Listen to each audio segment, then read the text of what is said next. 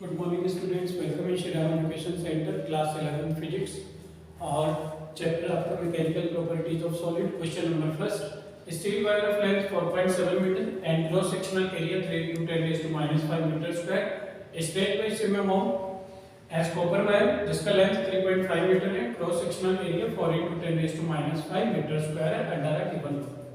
What is the ratio of young modules of steel to that of copper. Question समझेंगे एक बार। एक steel wire है जिसका length आपके पास 4.7 मीटर है, तो ऐसे समझ सकते हैं इसका लेंथ आपके पास 4.7 मीटर है, तो L1 इज इक्वल टू, क्योंकि दो लेंथ गिवन है तो L1 इक्वल 4.7 मीटर, ठीक है। And cross sectional area 3 × 10⁻⁵ meter है, तो इसको A1 एज्यूम कर लेते हैं। स्ट्रेच बाय, ये स्ट्रेच हो गया, इसको स्ट्रेच कर रहा है एक दूसरा जो वायर है सपोज यहाँ पर इस टाइप से फंसे हुए हैं और दोनों एक दूसरे को स्ट्रेच कर रहे हैं। स्ट्रेच बाय सेम अमाउंट, ये क्रॉस सेक्शनल एरिया कितना था इसका कॉपर, यहाँ पर हो गया आपके पास A1 आपका 3 × 10⁻⁵ मीटर स्क्वायर, ठीक है, प्रॉपर है। इसके बाद stretch by same amount of copper wire of length 3.5 meter, तो L2 आपको गिवन है, दूसरा वाला लेंथ कितना है आपके पास, सेकंड लेंथ है आपके पास ये L2 3.5 meter and cross sectional area 4 × 10⁻⁵ meter. ये जो दूसरा वाला वायर है इसका L2 3.5 मीटर है और जो क्रॉस सेक्शनल एरिया है दैट इज, इसके लिए क्रॉस सेक्शनल एरिया गिवन है यहाँ पर कितना 4 × 10⁻⁵, तो A2 गिवन है आपको 4 × 10⁻⁵ मीटर स्क्वायर। तो आपके पास L1 हो गया, A1 हो गया, L2 हो गया, A2 हो गया। What is the ratio of young modules of steel to that of copper? तो जो स्टील का young modules आएगा, जो कॉपर का modules है, we have to find the ratio of both young modules। दोनों का young modules का ratio we have to calculate here, आपको calculate करना है। तो देखो young modules कितना होता है आपका, young modules होता है stress upon strain, stress upon strain। तो यहाँ पर अगर आप चेक करेंगे steel wire of length 4.7 meter, ठीक है, L1 आपका 4.7 था, क्रॉस सेक्शनल एरिया 3 × 10⁻⁵ सेम है। स्ट्रेट में सेम अमाउंट से, मतलब जितना फोर्स एक वर्क कर रहे, जितनी फोर्स से ये वाला वायर इसको स्ट्रेच करता है, सेम ऊपर वाला भी सेम ही फोर्स से उसको स्ट्रेच कर रहा है।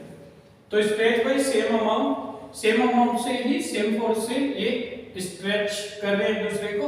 कॉपर वायर लेंथ 3.5 मीटर है और इसका क्रॉस सेक्शनल एरिया कितना है under a given. What is the ratio of young module of steel to that of copper. जब सेम अमाउंट से सेम फोर्स से वर्क करते हैं तो आपने अज्यूम कर लिया let F newton force at extension delta L। Delta L मतलब होता है आपका चेंज इन लेंथ, कि जब दो वायर एक दूसरे को खींचेंगे तो उनकी लेंथ तो चेंज होगी, तो change in length del L हो गया। मतलब पहले सपोज 10 था फिर बाद में 12 हो गया, तो इस टर्म को आप डेल L बोलते हैं। तो आप क्या निकालते हैं यहाँ पर, यंग मॉड्यूल्स होते हैं स्ट्रेस अपॉन स्ट्रेन। जो स्ट्रेस निकालते हैं आप, स्ट्रेस होता है आपका force upon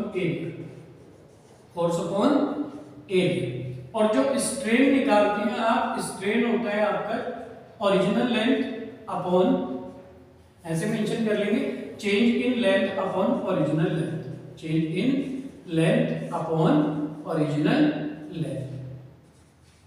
change in length L होगा और ओरिजिनल लेंथ आपका change in length del L होते और ओरिजिनल लेंथ L होते हैं।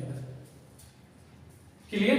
तो हमें क्या वर्क करना है, पहले कॉपर के लिए आप यंग मॉड्यूल्स निकालेंगे, फिर इसके लिए निकालेंगे सेकंड वाले मेटल के लिए, और दोनों का रेशियो भी आपको कैलकुलेट कर लेंगे, क्योंकि यहाँ मेंशन है ना क्वेश्चन के लास्ट में, what is the ratio of young modules of steel to that of copper.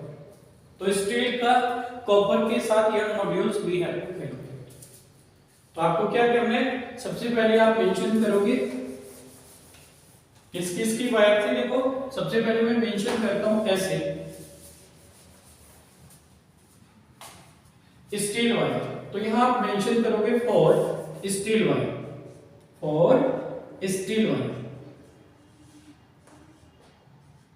L1 कितना 4.7 मीटर, A1 एरिया कितना आया आपके पास 3 × 10⁻⁵ मीटर स्क्वायर।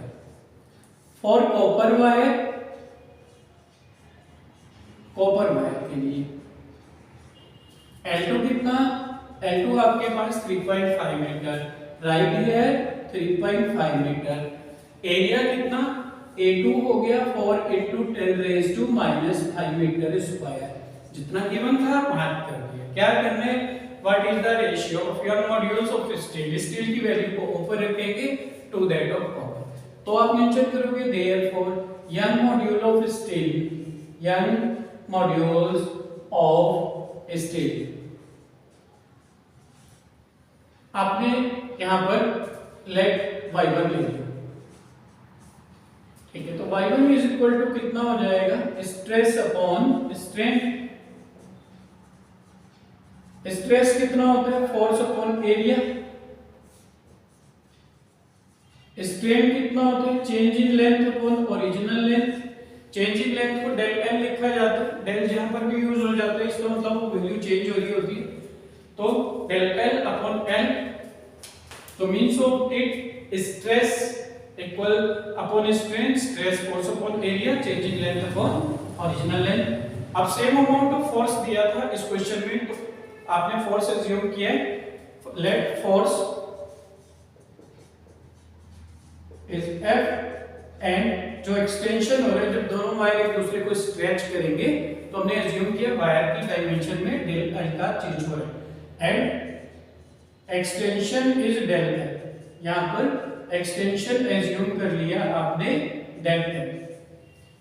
तो देयरफॉर y1 कितना आ जाएगा आपका, देयरफॉर यहां से y1 आएगा आपका force into L, force multiplying L upon, देखो जब A upon B upon C upon D होता है आपका, A upon B upon C upon D, D will be multiply here, B will be here, तो A multiply D upon B multiply C।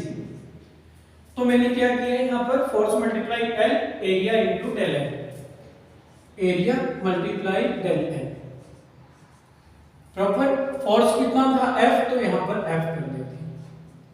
तो y1 कितना आया, F तो F है, L1 था यहाँ पर, L1 कितना था स्टील के लिए 4.7, तो right here 4.7।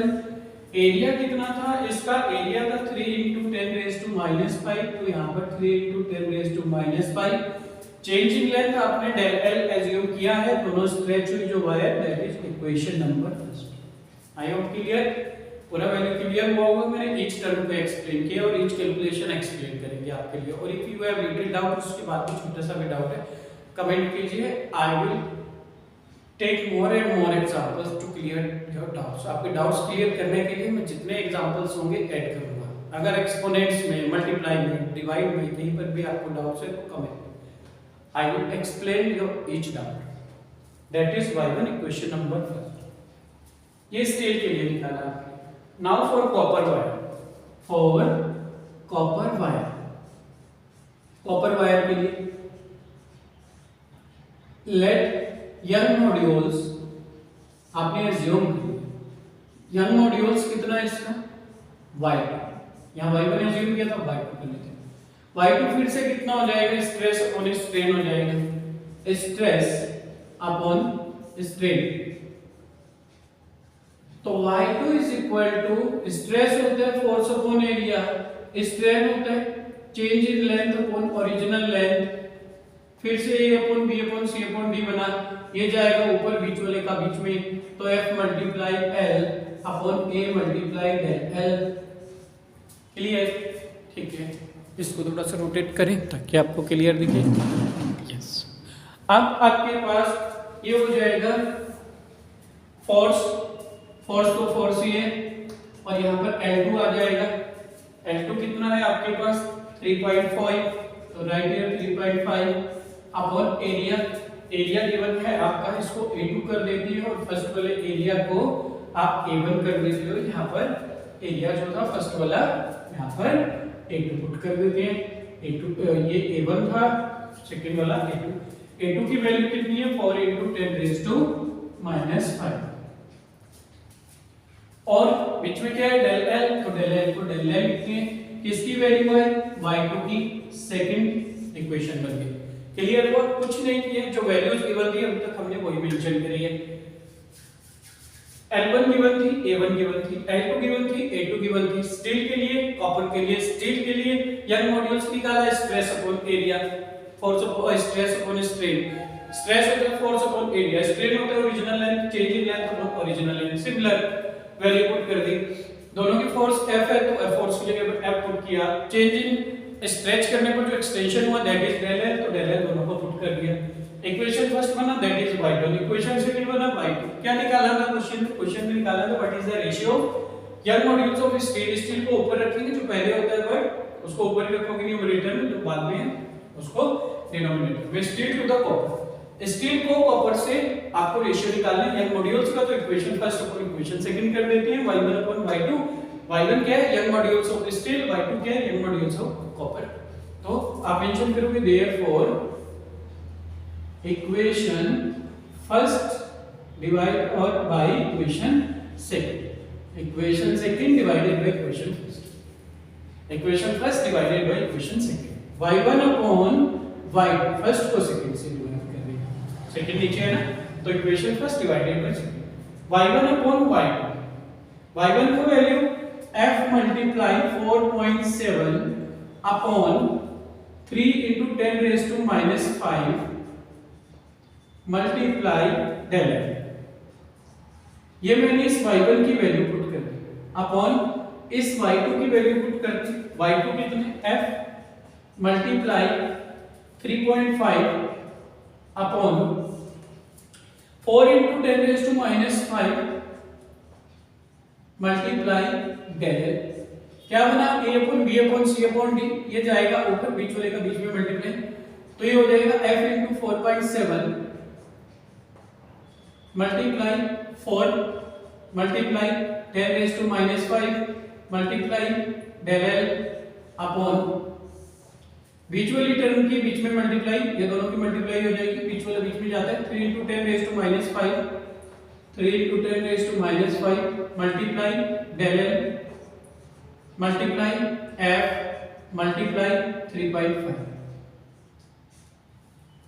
Del L cancel, force cancel out, 10 raised to minus 5 10 raised to minus 5 cancel out, क्या बचा 4.7 एंड 4 अपॉन 3 एंड 3.5, डेसिमल के बाद एक डिजिट, डेसिमल के बाद एक डिजिट, देखो डेसिमल के बाद 1 डिजिट, डेसिमल के बाद 1 डिजिट, डेसिमल कैंसिल आउट, क्या बचा आपके पास 47 मल्टीप्लाई कितना 4, 35 मल्टीप्लाई 3, 4 7 जा 28 कैरी हो गया 2, 4 4 जा 16, 16 to 18,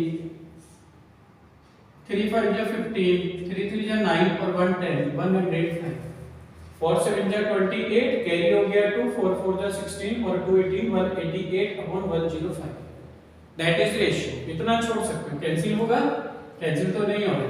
और क्या कर सकते हो, इतना छोड़ दिया, हमें रेशियो निकालना था, देयरफॉर ऐसे कर सकते हैं y1 ratio y2 is equal to 188 ratio कितना, ये हो जाएगा आपका 188 रेशियो 105।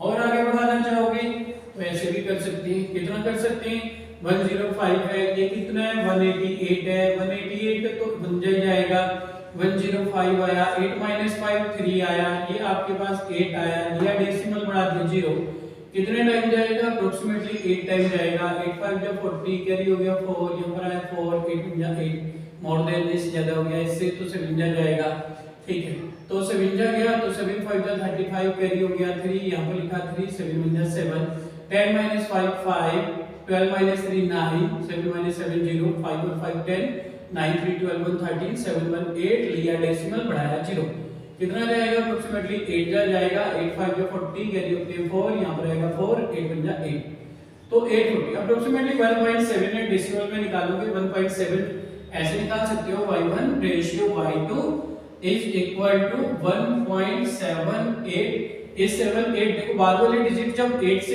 5 से ग्रेटर है तो इसको रेज कर लेते हैं 1, तो 1.79 रेशियो 1 वी कैन ऐसे भी कह सकते हैं आप, इतना भी आंसर आ गया। आप चाहे तो यहाँ छोड़ दो, it is also okay, or we can express it in decimal term also. So 1.79:1 may be our answer. That is our answer. Thank you. I hope पूरा क्लियर हुआ होगा क्वेश्चन. पहले यंग मॉड्यूल्स आपने स्टील के लिए निकाला, young modules copper के लिए निकाला, दोनों को हमने स्ट्रेस और स्ट्रेन होता है बस वैल्यूज पुट करी और डिवाइड कर दिया. बिल्कुल सिंपल क्वेश्चन था. छोटा सा भी कहीं पर कोई डाउट्स है, कैलकुलेशंस में डाउट्स है तो एक बार कमेंट जरूर कीजिए. I will sure help you. Thank you.